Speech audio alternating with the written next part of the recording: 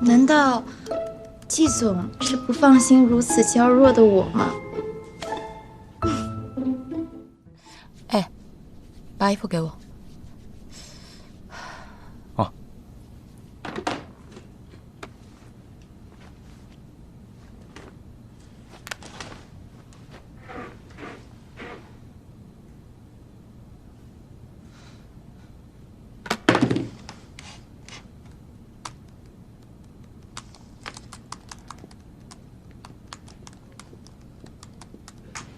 我晚上有约，就不请你吃饭。是客户应酬吗？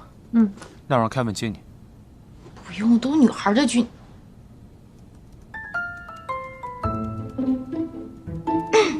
难道季总是不放心如此娇弱的我吗？我不是不放心你，我是不放心那些跟你一块喝酒的女孩们。去！我走了，不要太想我，拜拜。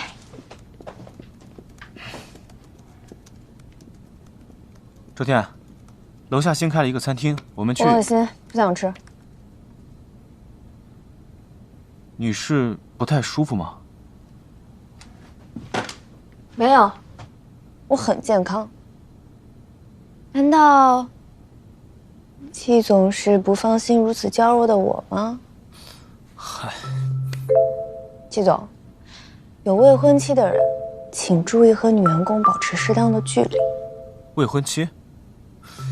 你是听到什么八卦了吧？我跟江寒逸从小一起长大，你了解他就知道了。他喜欢女孩，都不会喜欢我的。季总，您放心，我既没有生气，我也没有误会。如果没有别的工作上的事情要说，我现在想去一趟洗手间，谢谢。该不会是吃醋了吧？他这口是心非的样子，还挺可爱的。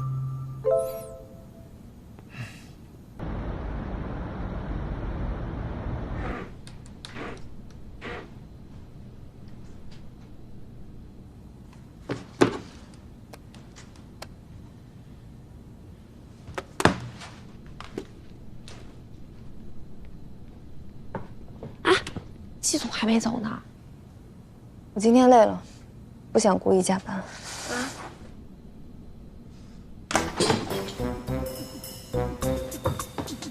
季总，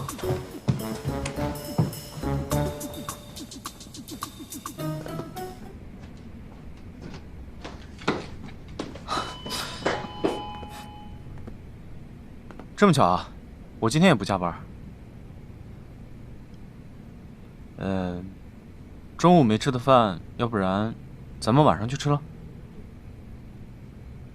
江寒逸不理你才想起来找我。